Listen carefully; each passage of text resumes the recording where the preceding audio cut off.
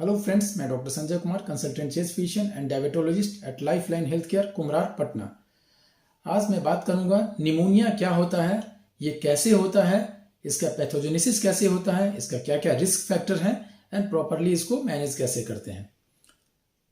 तो सबसे पहले निमोनिया क्या होता है।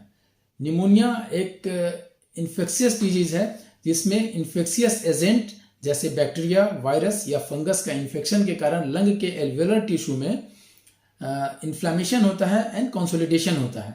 इसके कारण डिफरेंट सिम्टम्स आता है।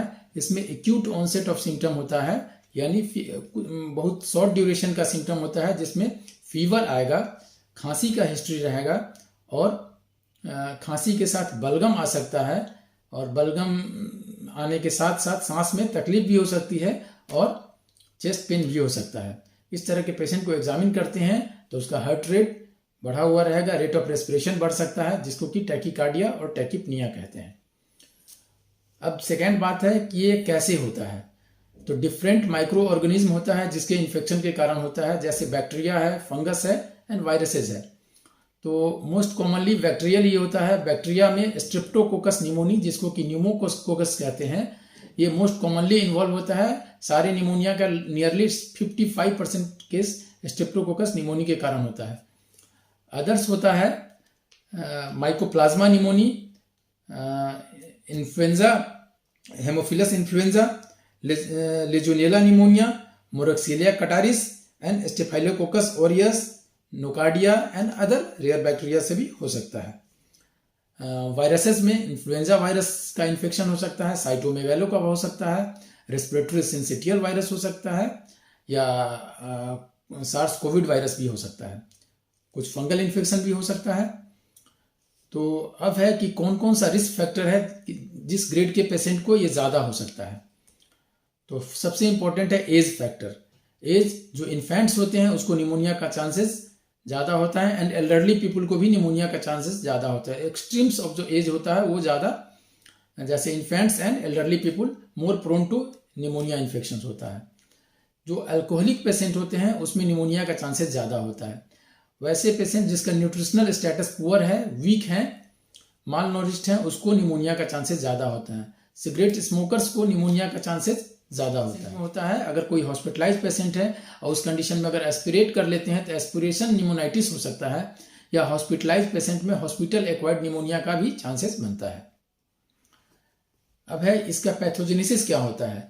जब बैक्टीरियल इन्फेक्शन या जो भी पैथोजेनिक इन्फेक्शन लंग में इनहेल करते हैं तो एल्वेलस में उसका डिपॉजिट करता है और वहाँ इन्फ्लेमेटरी फेज डेवलप होता है। उसके कारण जो शुरू वाला फेज होता है उसको फेज ऑफ अर्ली कंजेशन कहते हैं।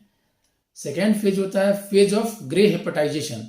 थर्ड फेज होता है phase of red hepatization and final phase of resolution होता है।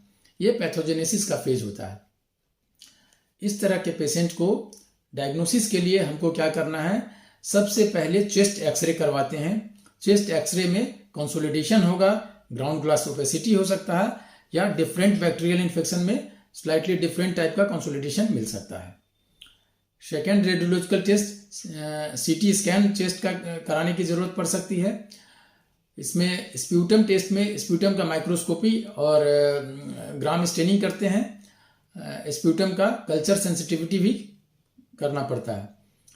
ब्लड में जो कंप्लीट ब्लड सेल काउंट है सीबीसी करते हैं। ब्लड का कल्चर सेंसिटिविटी करते हैं, क्योंकि कल्चर सेंसिटिविटी के अनुसार जिस बैक्टीरिया का ग्रोथ है या जिस फंगस का ग्रोथ है उसके करस्पॉन्डिंग एंटीबैक्टीरियल एजेंट या एंटी फंगल एजेंट ऐड करते हैं। और अलग सेरोलॉजिकल टेस्ट में भी पर्टिकुलर बैक्टीरिया का एंटीजन टेस्ट करते हैं। और इतना के बाद भी अगर डायग्नोसिस नहीं होता है प्रॉपर तो उसमें ब्रोंको अल्वुलर लवाज करना पड़ सकता है। ब्रोंकोस्कोपिक प्रोसीजर करके ब्रोंको अल्वुलर लवाज करते हैं और उस सैंपल को कल्चर सेंसिटिविटी के लिए भेजते हैं। लंग बायोप्सी करने की भी ज़रूरत पड़ सकती है। और पर्टिकुलर जब डायग्नोसिस बनने के बाद जिस एंटीबायोटिक से पेशेंट सेंसिटिव है, वो बैक्टीरिया जो सेंसिटिव है जिस एंटीबायोटिक से, उसको चलाते हैं। पर्टिकुलर ड्यूरेशन ऑफ में ट्रीटमेंट देते हैं। अगर फंगल निमोनिया है तो एंटी फंगल ट्रीटमेंट देते हैं। बैक्टीरियल है तो एंटीबायोटिक्स प्रॉपर चलेगा। और वायरल है तो कुछ एंटीवायरल एजेंट भी ऐड कर सकते हैं और ये फाइनली अपने आप भी रिजॉल्व करता है।